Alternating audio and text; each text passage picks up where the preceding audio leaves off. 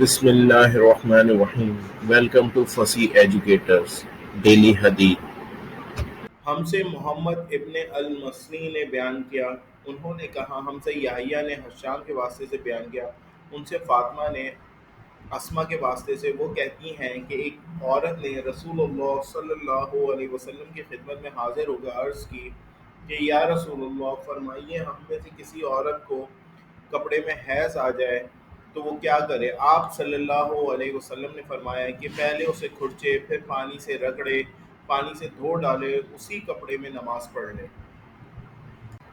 Narrated Asma, a woman came to the Prophet and said, if any one of us gets menses in her clothes, then what should she do? He replied, she should take hold the soiled place, rub it, and put it in the water and rub it in order to remove the traces of blood, and then pour water over it. Then she can pray in it.